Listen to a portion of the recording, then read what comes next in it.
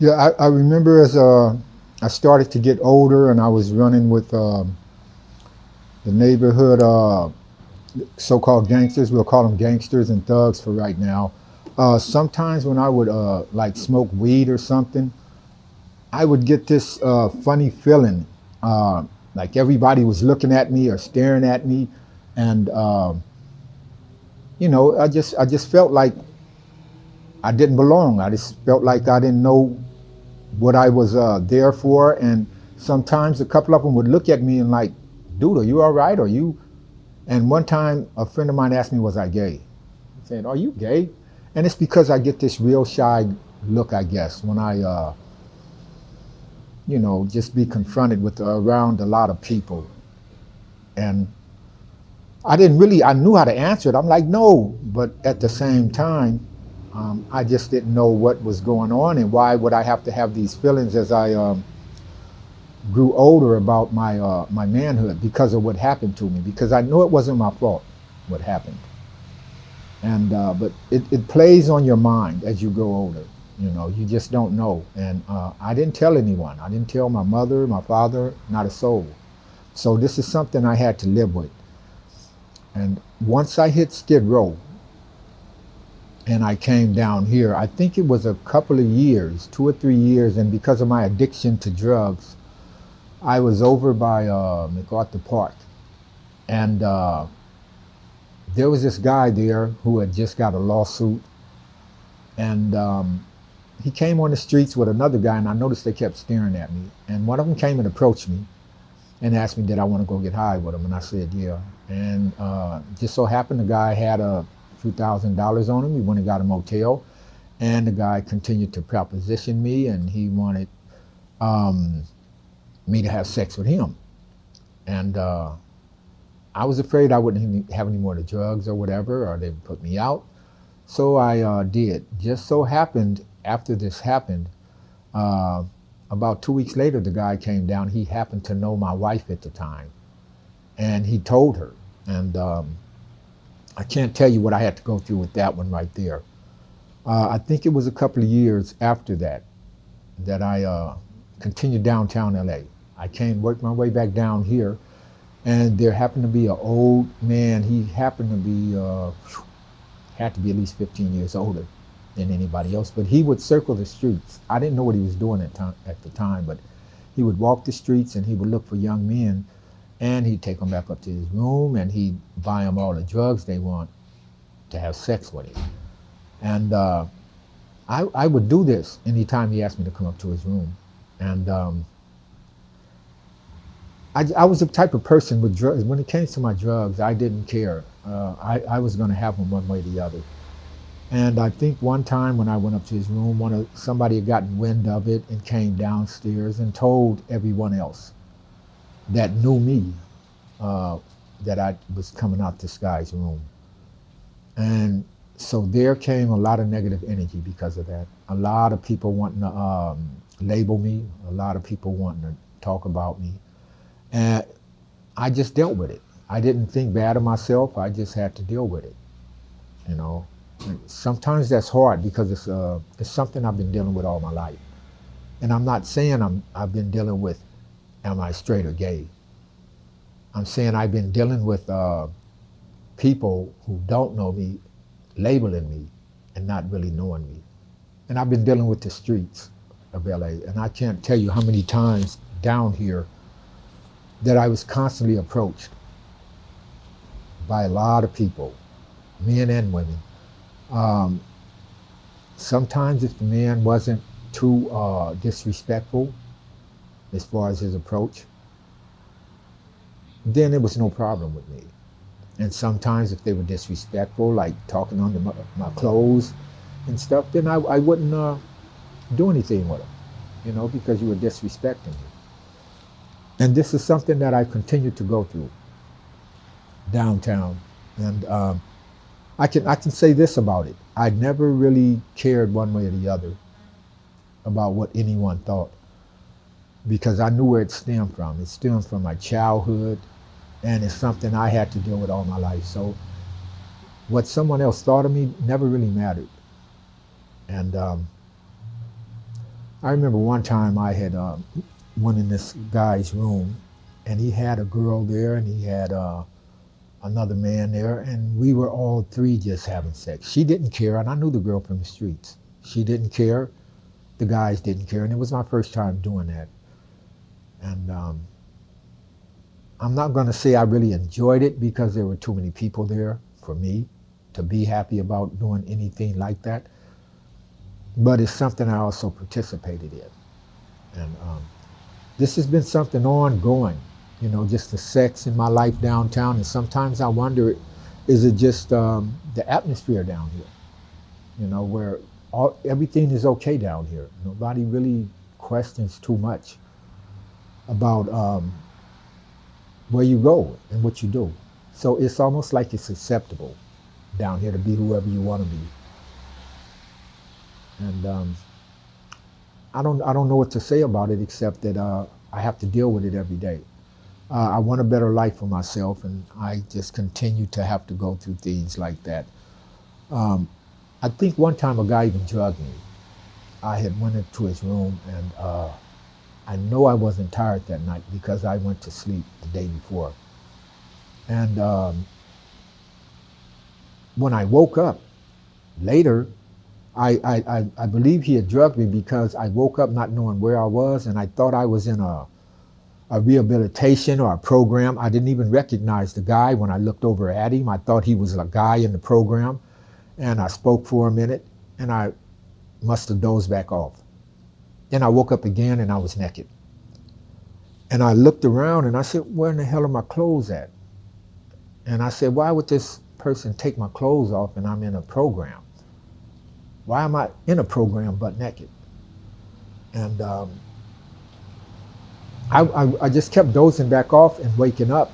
And when I woke up the last time, I had to ask the guy, man, did you drug me or something? And he said he didn't. And I asked him, why is it you have your clothes off and I have my clothes off? And he said, well, I was tired or something, and he had just, I fell asleep, so he had just undressed me. I truly don't believe that. I truly believe when he did undress me, he undressed me to have sex with me. I don't remember too much, but I can't think of another reason why anyone would undress you and you wake up in their house butt naked. You know. After that, I really, really wanted to beat this guy's ass because I didn't know what had happened, but I had no proof of anything. I had no proof that I was drugged. I had no proof of anything. So I just got up the next morning and I left. It's several episodes like that downtown. Not that happened just to me, but that I hear other people talking about. Things that they have to go through. Just trying to survive down here.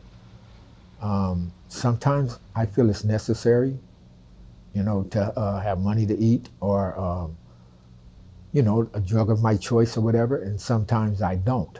It's basically according to how that day is going, how I feel about what I'm going to do. I think I'm lucky so far and blessed not to have a disease. I remember I used to get magazines or a phone. I don't think I even viewed porn until I was in my 30s. And it seemed to be the okay thing down here. I would sometimes pass guys on the streets and just propped up against a building looking at a porn magazine. Some of them may even be masturbating. I would look around another corner another day and there's a man and a woman having sex on the streets. So all of this just seemed a part of things that were okay to do. So once I adapted to the porn, this became my outlet. I would buy porn magazines. I remember one time I had a backpack and I had to have at least 10 of them in there. It was just part of my high to get high and look at porn. And then when the cell phones came out, I did the same thing with them. Porn just became a part of my life and a part of the high. Just getting high and looking at porn became something I would do every day. And I kind of think that saved me in a sense because I had gotten addicted to the porn just like I did to drugs, I believe. And what that did, that stopped me from having so much sex. with people. And I think it saved me from having diseases and stuff like that. Um, there's just so much that goes on in a person's life down here. I can't tell you how many times I've been caught in a precarious situation with a man or a woman by people that had respect for me and maybe still do some. And and what I mean by caught is maybe in a tent or maybe just walking down the streets. And most people down here know the ins and outs and what you're normally going to do. And sometimes a person would say something about me. Sometimes a person would say something to me. And it was really none of their business. And I would either lie about it or I would tell them the truth. Mm. I remember one time a guy drove me all the way to the valley from downtown LA. And once we got there, he put out a drug really that wasn't my choice. And just to show you how important that is sometimes, the sex and the drugs, I I did the drug, which was crystal. But I did the crystal and I had sex and I did everything else as if it was something else, my drug of choice. And I have to be honest, I kind of enjoyed it, you know. But it's not something I would like, the crystal and the drugs all the time with that. Um, I've had sex with people sometimes even though I didn't want to. I felt taken advantage of sometimes. What I mean by that is I think I'm a mellow guy and some people are more, to me, in this crazy stuff or different stuff when it comes to the sex. And sometimes I would just go along with it and sometimes I wouldn't. Um, I've just done so much as far as my my sexual content down here and how I would go about having sex and who I would have sex with. And I'm just hoping that one day I can find out who I really am and just do me and not have to worry about doing anything because I want a drug or I want to get high. And so any and everything else goes. I've heard people say that and confess in a meeting before what they've done because they believe this is going to clear their, I don't know, conscience or soul. So they're telling them I had sex with a man or a woman to say I had sex with a woman in a meeting. I don't think that's necessary, and I've never done that. I don't think it's anyone's business, and I don't think it'll make me feel any better or worse to admit it. This is just who I am. And it really doesn't matter to me what the next person thinks. You know, I go through it every day. And sometimes I don't have to worry about if I feel guilty or if I feel good. Sometimes I just go along with it. And sometimes I like it, and sometimes I don't.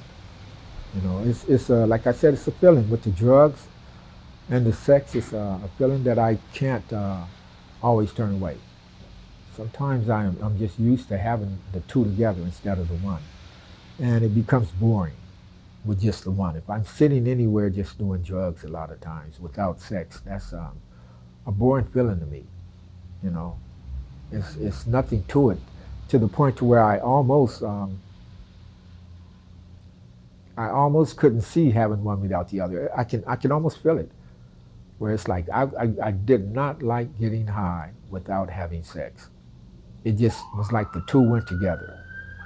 And I think probably in the last few months, I'm starting to realize, well, neither one is good for you. Neither one is good for me. And, I'm going to have to tame one maybe to get rid of the other. I don't know. But I know it's a thought that crosses my mind all the time on how I'm going to live my life. And sexually and downtown on Skid Row. You know, I just want things to work out no matter what choices I choose in life. You know, I just want things to continue to go the way it should go for me. You know, there has been times down here where people have been real just open with it.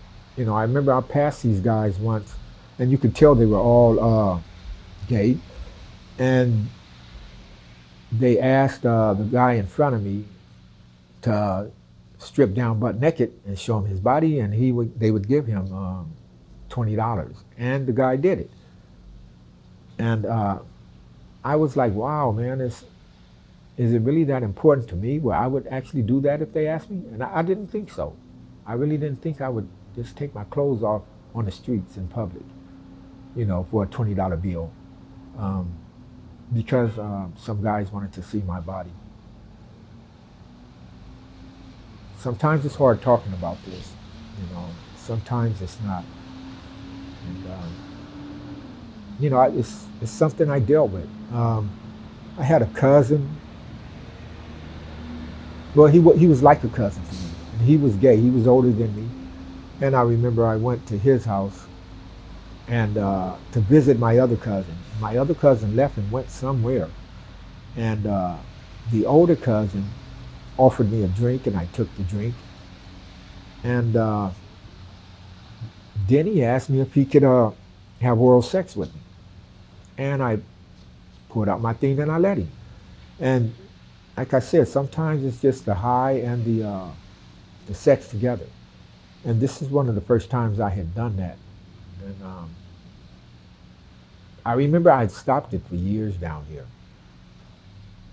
And then one day this little guy comes up, little short guy, stays pretty sharp. And he asked me, was that my tent? And I said, yeah. And he asked me if he can come in and he'd get me high. And I said, yeah. And he came in. And as we started getting high, he started feeling on me. But what was weird about this guy was that as he got high and he grind his butt on my private area, he would whisper, he would make these sounds, and he would just say things to me that almost sounded unnatural. You know, it was like he turned into somebody else. I don't know if you guys believe him, like he turned into a demon or something. You know, he would just grind and whisper, and I was like, what the heck, man? But that was his high. That was just his way of getting off, I guess. And he was one of the first ones down here in years and years that I had actually went there with again. And it turned out the guy was a pretty cool guy. You know, I think he's from Chicago or something like that. But he was a pretty cool guy. He kept money and kept his thing going. And we wouldn't see each other all the time, but sometimes if he did, we did. And once again, I'm hard up with drugs, and here this guy comes, and he'd have a lot of money in drugs. Then it would be no problem with me. So my thing is, sometimes is that right or is it wrong? You know, or is it even my fault? I don't know. You know, and should I care? Because, like I said, I don't care. Sometimes I feel like Brad Pitt or Denzel Washington down here because everybody has something to say. You know, I don't know if it's the negative energy downtown, or if there is negative energy, or if it's just me. But the bottom line is I don't really care what anyone has to say. This is a problem that I have to work out for myself, even if it is a problem. And this is something I have to go through. And I do it every day, you know. And I have to say, the only thing that I'm really believing that I need to get rid of is the drugs. Because that's the problem. That is what stops me from escalating and becoming whoever I can become. It's not so much the sex, it's the drugs. And if I can just let the drugs alone, you know, I believe I'd probably be more happier no matter what type of sex I'm having. You know, The drugs are the ones that probably bring on all these other feelings and doubt uh, that have to go with my problems as a kid that I went through. Sometimes I'm ashamed that I never told my mother or my father. Or not, I'm not going to say ashamed. Sometimes I think I should have told one of them at an early age what was going on because it went on more than once. It just went on whenever my grandfather felt like it. And I never told nobody. But I don't think I told anybody because at that time, I didn't know if anything was wrong. I didn't even know if what he was doing was wrong. I don't think I really knew right from wrong when it came to that. So what was there to tell? You don't start realizing something was wrong until you get older. And then you start, hey, wait a minute. That wasn't right. But by then, I clammed up. It became a secret, my secret. And it's something I live with every day. Um, like I said, downtown is just a different lifestyle, and I've adapted with it and to it. And I'm not going to say downtown is the only place that I've ever had those feelings because it's not. I have been in other places, and I have done other things. I remember one time, I think I was 15 years old, and two of my older friends, they were older than me. I went to get my hair did at the beauty shop or the barber shop where they got their hair did at. And there was this big black African guy, the one that would do their hair. And as he did my hair, after he finished doing my hair, and I'm thinking, well, okay, I got to pay this man. Uh, the guy had disappeared and went in the back. And then he asked my friend to tell John to come here. And when I went in the back, the guy wanted to have sex. And he wanted to give me a head and said I wouldn't have to pay him. And I said, okay. And after I did that, and at this time I was 15 years old. And my friends were 18 or 19. When I came out the back room, they didn't say anything. And I'm looking at them like, well, evidently they had done it before, just to save money or whatever. And me and this guy just happened to, every now and then, we'd run across each other. And I remember once, my mother stayed in one apartment building, and he stayed across the street in another apartment complex. And one time the guy came over my house and knocked on the door, and I didn't know it was him. And when I opened the door and I seen him, he had this funny stance. He's like, hey, how you doing, John? And I said, I'm fine. And I shut the door. Just left the door in his face. Because my mother was sitting on the couch. And I'm not going to disrespect my mother. And then, like I said, maybe it wasn't something I wanted my mother to know. So, so I just shut the door on the guy. It's like, dude, what are you doing coming over my house? To myself. And I don't think we ever talked about it anymore. And I think my mother knew. Because something had happened once with my sister. And I remember my mother commenting, one thing about Johnny is he's always going to respect me. And for some reason, my mind flashed to that time right there, where if it was something I knew she wouldn't agree with, that I wouldn't invite her into it. I don't know. I can be wrong. I really don't know, but I just thought that it was the right thing to do at the time. I didn't know. Where I'm from, things weren't as open. In the era I came from, things weren't as open. Today you can see two 15-year-olds, or two 8-year-olds, 9-year-olds saying that they're a man trapped in a woman's body or a woman trapped in a man's body, and everybody will go for it and accommodate them. Well, back in my era, that just didn't happen. You wouldn't accommodate anybody for that. You would think there was a problem, more or less, with the person. And these days, it seems to be more and more okay. for people to do whatever they want to do and how they want to do it. And that's just the way the world is. I just hope my life can get better from here. And that I can live with whatever and change some things about me. The street life isn't easy. Having sex with people that you really don't know down here for drugs and money isn't easy. It's just something you do, and it's like a code down here when you're a street person. Like almost like anything goes.